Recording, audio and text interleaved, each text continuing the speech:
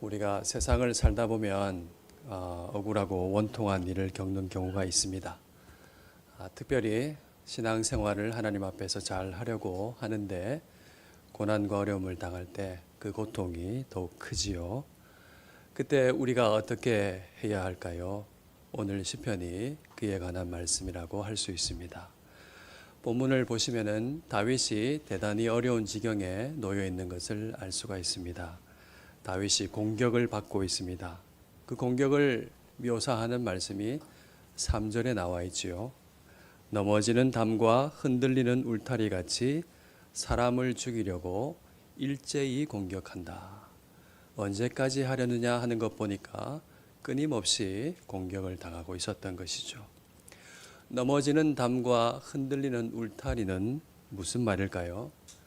자신의 상태가 아주 위태롭고 좋지 못한 것을 시적으로 은유적으로 표현한 말씀이지요. 그는 넘어지는 담과 같습니다. 여러분, 기울어져서 넘어지기 일보 직전인 담장을 한번 생각해 보십시오. 발로만 살짝 밀어도 금세 넘어지고 말 지경입니다. 흔들리는 울타리는 또 어떻습니까? 울타리는 자신의 영역을 표시하는 거죠. 울타리가 쳐져 있는 곳은 함부로 들어갈 수가 없지 않습니까? 반드시 견고한 울타리가 쳐진 곳에서는 들어가도 되는지 초인종을 누르고 주인에게 허락을 받아야 합니다. 울타리가 흔들린다는 것은 경계가 허물어진 상태를 말하는 것이죠. 말하자면 물어볼 필요도 없이 마음껏 들락날락하면서 침범하는 상태, 그것을 가리키는 것이죠. 적들이 이때다 기회다, 이때가 기회다 이렇게 연약해진 다윗을 보면서 끊임없이 일제히 공격하고 있는 장면을 상상해 보시길 바랍니다. 악인들의 교활함과 치밀함과 그렇죠, 영특함을 우리가 여기서 볼 수가 있지요. 부자비합니다. 그들은 다윗을 왕위에서 끌어내리려고 합니다. 그래서 자신들이 권력을 차지하려고 하죠. 이를 위해서 그들이 거짓을 행한다고 오늘 성경이 기록하고 있습니다. 그들의 무기는 놀랍게도 아주 세련된 말인 것 같습니다. 입으로는 왕이여 만세수를 하옵소서 이렇게 칭찬하고 찬양하고 있지만은 속으로는 저주를 일삼고 언제 끌어내려 죽일까 하는 궁리를 하고 있다는 것이죠. 이런 장면 여러분 많이들 보셨죠? 어디서 보셨습니까? 사극에서 많이 보셨죠? 사극 보다 보면은 왕의 주변에서는 언제나 권력을 차지하기 위한 암투가 벌어지는 것을 볼 수가 있습니다. 그 말은 뭡니까? 역사상 그런 권력 투쟁이 없었던 적이 없었다는 것이죠. 인간의 탐욕과 거짓과 위선과 폭력이 얼마나 뿌리가 깊은가 하는 것을 우리에게 잘 보여주는 것입니다. 여러분, 우리가 권력자가 아니지만은 우리가 언제라도 이런 문제를 만날 수가 있습니다. 거짓과 탐욕 같은 것은 너무나 평범하고도 자연스럽게 인간관계 속에서 얽히고 설켜 있습니다. 그래서 우리가 그 속에서 속절없이 흔들리는 울타리와 같이 될 때가 있다는 것입니다. 여러분, 이런 게 있으면 안 되겠지만은 곰곰이 한번 생각해 보시면 내 영혼이 과연 흔들리는 울타리처럼 아무렇게나 대적들이 침범하고 넘나드는 그런 상황들은 한 번쯤 겪어보셨을 것 같습니다. 여러분 그때 어떠셨습니까? 대답이 없지만 대답을 읽을 수가 있습니다. 여러분 그때 우리는 어떻게 해야 할까요? 오늘 이 말씀을 통해서 우리가 잘 살펴보기를 원합니다. 우리가 이런 일을 만나면은 참으로 억울하고 분통이 터질 겁니다. 그럴 때 잊지 말고 해야 할 것이 뭡니까? 너무 뻔한 대답이지만은 기도입니다. 하나님께 부르짖어야 합니다. 하나님께 자신의 원통함과 고통을 토로해야 합니다. 우리의 목소리를 듣고 계시는 아버지 하나님을 알고 있다면은 우리가 그렇게 해야 합니다. 어려움 앞에서 부르짖지 못하는 분들이 더러 있습니다. 믿음을 가지고 하나님 앞에 우리의 목소리를 들으시는 주님께 토로하고 말씀드려야 합니다. 그리고 그 다음에 기도까지 여러분 하실 수 있기를 바랍니다. 방금 제가 토로하는 기도 다음에 그 다음에 기도가 있어야 한다. 그렇게 하실 수 있기를 바랍니다. 라고 했는데요. 그 다음에 기도는 무엇일까요? 그것이 바로 오늘 본문 1절의 기도인 것입니다. 나의 영혼이 잠잠히 하나님만 바라미요. 이 기도는 하나님을 잠잠히 바라보면서 하나님과 교제하면서 하나님으로부터 듣는 기도라고 말씀드릴 수 있겠습니다. 재미있는 얘기를 하나 하려고 하는데요. 관심 있는 외국 신학자들, 성도들에게 물어보면은 한국 교회 성도들의 기도 특징이 뭡니까? 물어보면 한결같이 하는 말이 있어요. 트레이드 마크처럼 각인된 게 있잖아요. 그게 뭐냐면 통성기도. 잘 알고 계시네요. 한결같이 그 말을 합니다. 왜 이렇게 통성기도를 잘할까 생각해 보니까 가난하고 원통하고 한이 많았잖아요. 얼마나 먹을 것 걱정하면서 자식 키우려고 얼마나 고민이 많았겠습니까? 그래서 우리 선배들은 크게 부르짖는 기도를 많이 했습니다.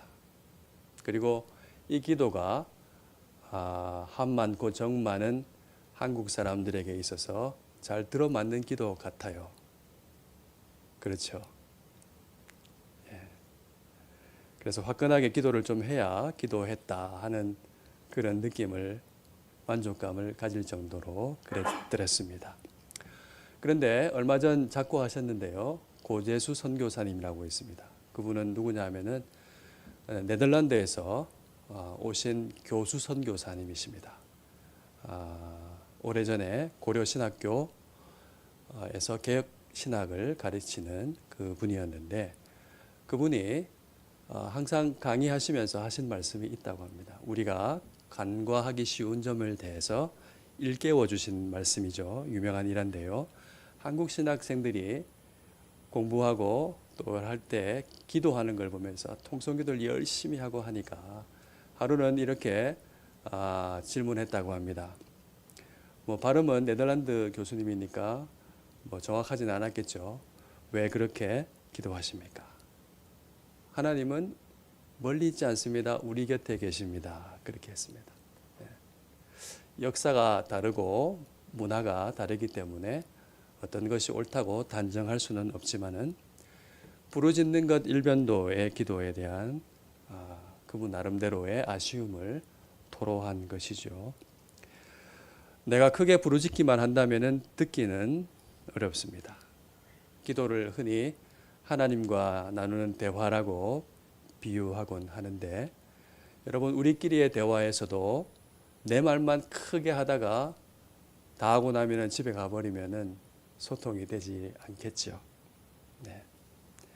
듣는 시간이 필요합니다. 하나님 앞에 잠잠히 머무는 시간이 필요하다는 것입니다.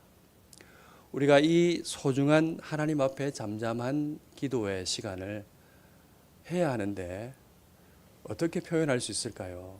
참으로 신비로움 그 자체이기 때문에 어떤 말로 설명하기가 참 어렵습니다. 곤란하기도 하고요. 그러나 생각 중에 저는 이렇다고 생각합니다. 아마 이럴 것 같습니다.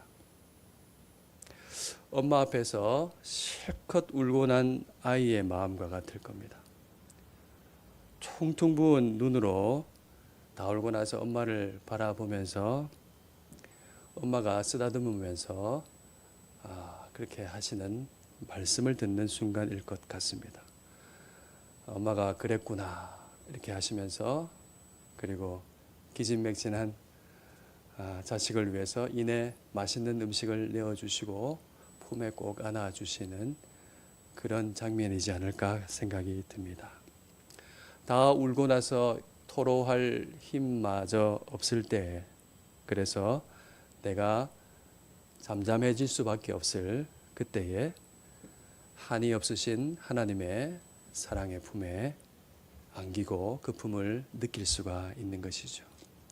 그때 우리의 영혼은 전능과 구원의 하나님으로부터 확신의 말씀을 듣습니다. 그게 1절과 2절 말씀이라고 할 수 있겠죠. 나의 영혼이 잠잠히 하나님만 바라며 나의 구원이 그에게서 나오는도다. 오직 그만이 나의 반석이시오 나의 요새이시니 내가 크게 흔들리지 아니하리로다. 아무것도 할 수 없는 그 지경에서 우리는 가장 위대한 믿음의 의존을 할 수 있습니다.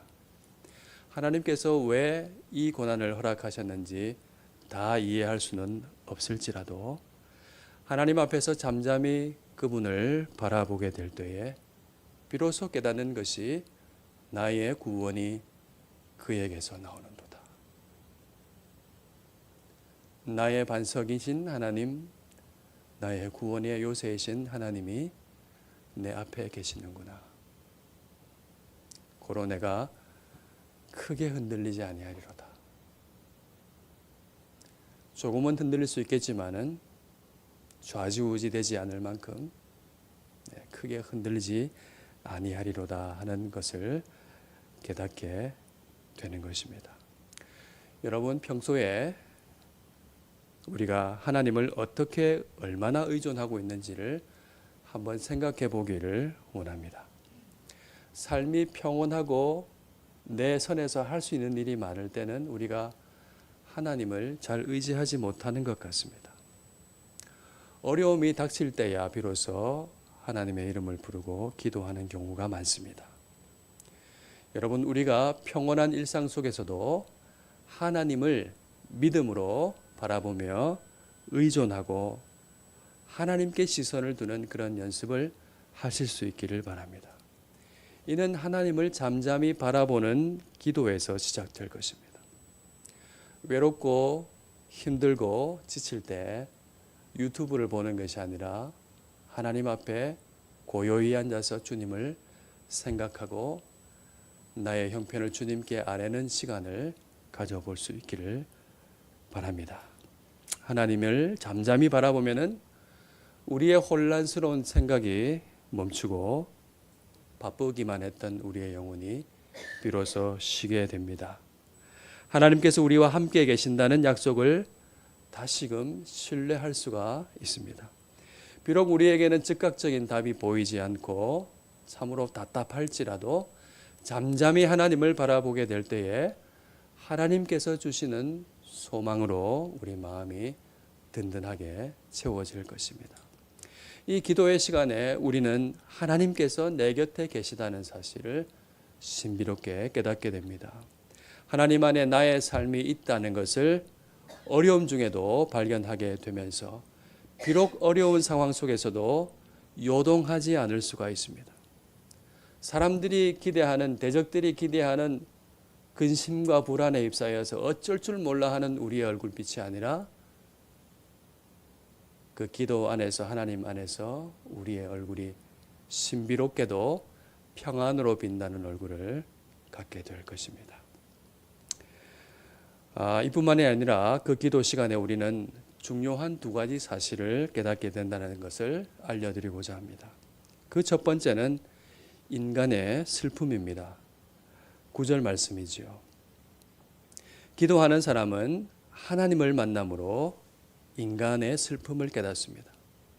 9절에 보니까 뭐라고 되어 있습니까? 사람은 입김이며 인생도 속임수이니 저울에 달면은 그들은 입김보다 가볍도다. 그렇게 말을 하고 있습니다. 다윗이 자신을 위협하는 그들을 공포가 아니라 실존을, 슬픔을, 비참을 깨닫는 시간이 되는 것이죠. 살기 등등한 그들의 위세는 금방 사라질 입김과 같은 것을 알게 되는 것입니다. 그들의 말은 죽일 것 같고 무서운 것 같지만은 거짓말일 뿐이라는 사실을 알게 되죠. 영혼에 대해서는 그 거짓말로 아무것도 붙잡아 둘 수 없다는 사실을 깨닫게 되는 것입니다. 그것은 거짓말에 불과하다는 사실을 압니다. 그저 잠깐 공기를 흔들어 놓았다가 사라지고 마는 파동일 뿐인 것을 알게 됩니다. 죽음에 가둘듯이 위협하고 있고 목을 조르고 있지만은 그 말은 아무것도 묶어두지 못하는 것을 기도의 시간에 알게 되는 것이죠. 인간이 참으로 슬픕니다. 기도하며 인간의 실존을 보게 될 때 참으로 슬픕니다. 10절에 그것이 나와 있잖아요. 입김과 같은 것에 목숨을 걸고 그것을 의지하니까 얼마나 슬픕니까? 포악을 의지하여 탈취한 것에 소망을 두고 재물에 마음을 두고 있는 그 장면을 본다면 슬프지 않을 수가 없죠. 여러분, 하나님을 잠잠히 바라보게 되면 인간의 실존과 비참과 슬픔을 발견하게 됩니다. 사람들이 말하는 것이 소망이 아닌 것을, 아무것도 약속하지 못하는 것을 발견하게 됩니다. 그렇게 슬프고 비참한 인간에게 구원이 필요하다는 사실을 깨닫게 됩니다. 그리고 그 구원이란 것은 오직 하나님께로부터만 나온다는 사실을 기도 가운데서 깨닫게 되는 것입니다. 여러분, 허망한 힘, 세상이 의지하기 좋고 좋아하고 갖기를 원하는 그것은 허망할 뿐이라고 성경은 반복해서 우리에게 끊임없이 경고하고 있습니다. 그것은 영원하지 않습니다. 오래 가지 않습니다. 그것은 마음을 둘만한 곳이 전혀 아닙니다. 권능은 오직 하나님께만 있다고 말씀하고 있습니다. 여러분, 이 인간에 대한 슬픔과 구원의 하나님에 대한 비밀을 어디서 깨닫습니까? 하나님 앞에 고요히 앉아 있을 때, 하나님을 바라볼 때에 그 비밀을 알 수가 있습니다. 여러분, 이 좋은 기도 우리가 해야 되겠죠. 기도하면서 우리의 실존도 발견하고 또 이 구원과 소망이 오직 하나님께 있다는 사실을 여러분 깨닫고 확신할 수 있기를 바랍니다. 잠잠한 기도의 시간에 깨닫는 두 번째는요, 자기 자신입니다. 부르짖을 때는 나 자신의 문제에 집중하고 나의 영혼을 주님께 맡기는 시간이죠. 토로하는 시간이었습니다.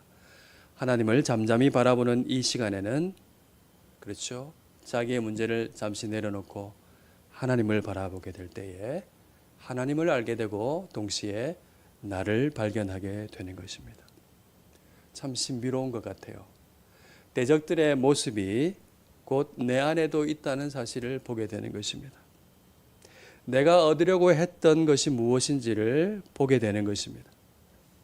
10절에 나와 있는 이 말씀들이 대적에게만 해당되는 것이 아니라 나에게도 해당된다는 사실을 하나님을 만나면서 깨닫게 되는 겁니다. 압제하고 탈취하고 재물의 마음을 두려는 부패한 마음, 하나님보다 더 좋아 보이고 의지할 만해 보였던 그것을 품고 있었던 어리석고 허탄한 나의 마음을, 탐욕을 발견하게 되는 것이죠. 이로써 비로소 성찰이 일어나는 것입니다. 여러분, 요약해 봅시다. 하나님을 바라보는 잠잠한 기도 시간에 우리는 하나님을 알게 되고 인간의 실존을 알게 되고 그리고 나 자신의 형편과 우리 자신을 성찰하는 시간을 갖게 되는 것입니다. 그러니 여러분, 기도해야 되겠죠. 이 좋은 기도, 너무 좋은 것임을 알고 기도에 힘쓰시고 하나님 앞에 고요한 시간을 가질 수 있기를 바랍니다. 다윗이 이 사실을 알고 말을 하는 것이죠. 8절입니다. 너무 좋기 때문에 백성들에게 전하죠. 백성들아, 시시로 그를 의지하고 그의 앞에 마음을 토하라. 하나님은 우리의 피난처시로다. 하나님의 백성이신 여러분, 왕이신 하나님께서, 인자하신 아버지 하나님께서 우리에게 말씀하십니다. 시시로 하나님을 의지하고 하나님 앞에 마음을 토하시기를 바랍니다. 하나님은 인자하십니다. 12절 말씀을 봅시다. 주여 인자함은 주께 속하오니 주께서 각 사람이 행한 대로 갚으심이니이다. 인자함은 하나님께 있습니다. 그런데 가만히 보시면 그 인자함이란 것은 무조건 덮어주는 인자함이 아니십니다. 각 사람이 행한 대로 갚으시는 인자함입니다. 하나님은 완전한 정의로 판결하십니다. 여러분, 우리의 대적이 있고 또 우리에게 고난이 있습니다. 그래서 잠시 두려워할 수 있습니다. 그러나 잠시 두려워할 수 있지만은 우리는 요동치 않습니다. 왜냐하면 우리는 하나님 안에, 주님 안에 있기 때문에 그렇습니다. 고난을 당할 때 여러분, 하나님께 토로하십시오. 그 다음에는 잠잠히 하나님 앞에서 하나님을 바라보고 하나님을 의존하시기를 바랍니다. 하나님이 어떤 분인지, 우리의 소망이 누구인지, 우리가 진정한 의미를 어떻게 찾아야 하는지, 하나님 앞에서 진정한 존재의 문제가 해결되고 우리 자신을 복되게 발견하면서 하나님의 자녀로 어여시 살아갈 수가 있을 것입니다. 여러분이 홀로 있는 시간에 무엇을 하고 있는지 한번 시간을 분석해 볼 수 있기를 바랍니다.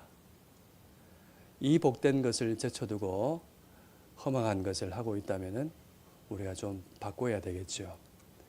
고요한 시간 하나님 앞에 가지시고 하나님과 교제하며 말씀드리며 또 하나님으로부터 오는 신비한 그 놀라운 마음의 평강과 은혜를 받아 누리며 살아가는 저와 여러분 될 수 있기를 주님의 이름으로 바랍니다.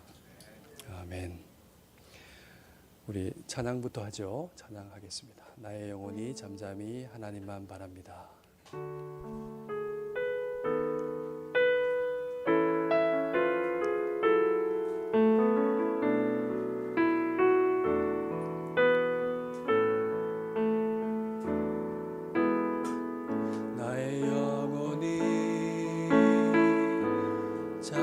잠잠히 하나님만 바라며 나의 구원이 그에게서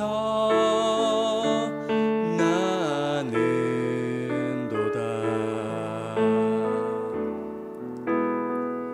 나의 영혼이 잠잠히 하나님만 바라라. 나의 소망이 저에게서 나는도다. 오직 주만이 나의 구원이시니 오직 주만이 나의 산성 내가 요동치 아니하리. 오직 주만이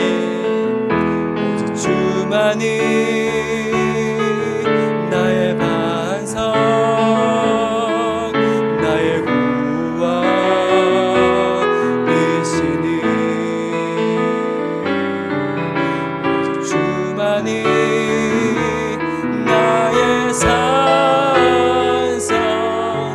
내가 요동치 아니하리. 나의 구원 나의 영광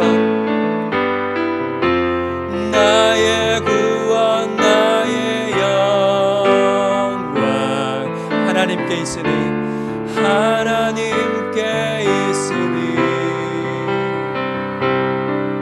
내 힘의 반석과 피난처 되시네.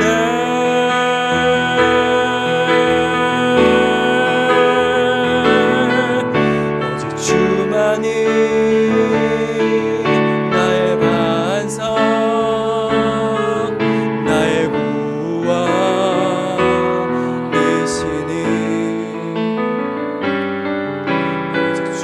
하나님 나의 삶